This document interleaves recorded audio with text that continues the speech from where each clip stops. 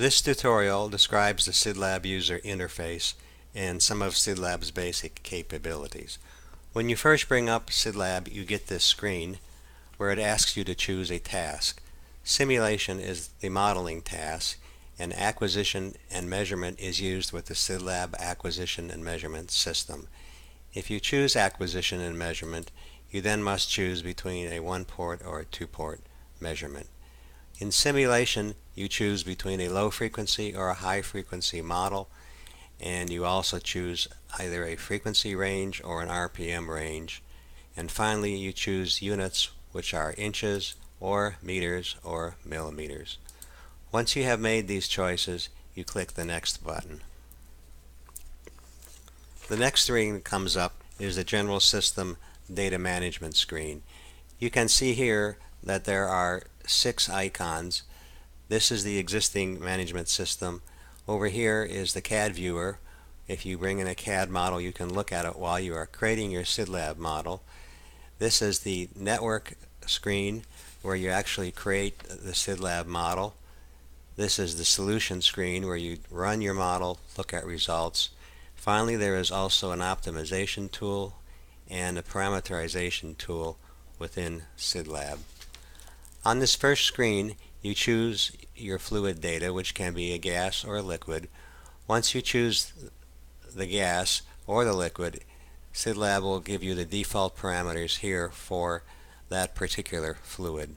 You can use these, or you can change them or create parameters for your own fluids. Up here to the right is the space for a project description or model names or whatever you want to put there. In the lower left is the version manager. Here, SIDLAB keeps track of your different models and model versions. So you're allowed to create numerous models under one file name. When you bring that file back into SIDLAB, it will list all the versions and models you have here. You can recall those models by using this Use Version button, and it will bring up and you can continue working on those same models. To the right is a similar screen for Plot Manager.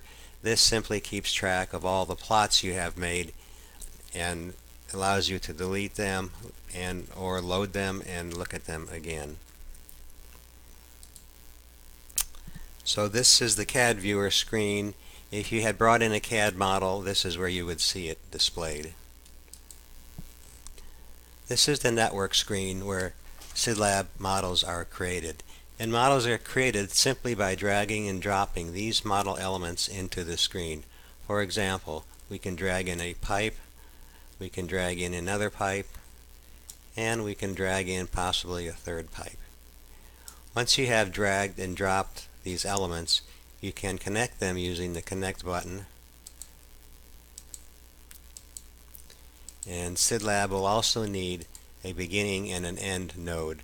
The beginning node is always the green node, and the end node is always the red node. In addition to dragging and dropping your elements, you have to put in the basic element parameters.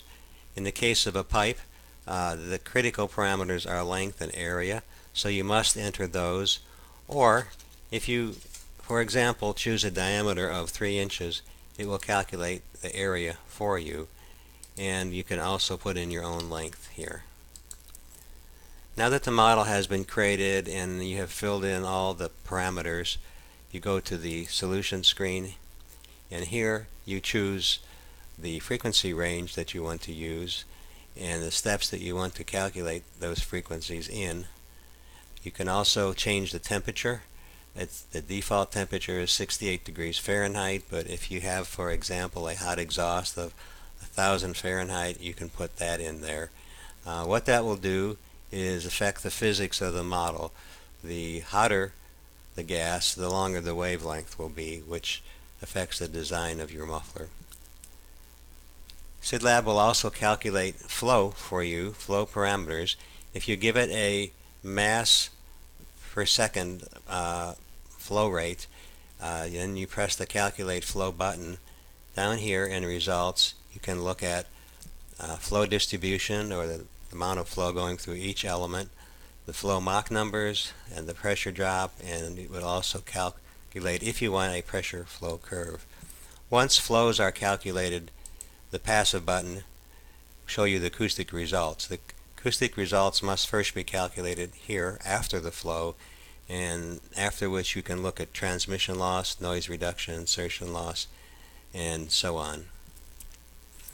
Now you don't have to have the flow module to use SIDLAB. You can use strictly the acoustics module, but if you have significant flow through your system, that can also affect the acoustics, in which case you would want to have both the flow and the acoustics module. This we will not go into a lot of detail here, but it is the optimization screen where you can choose an element, choose a property in that element, and you can optimize a parameter subject to a series of constraints as you would in any type of optimization problem. Finally, there is a parameterization screen.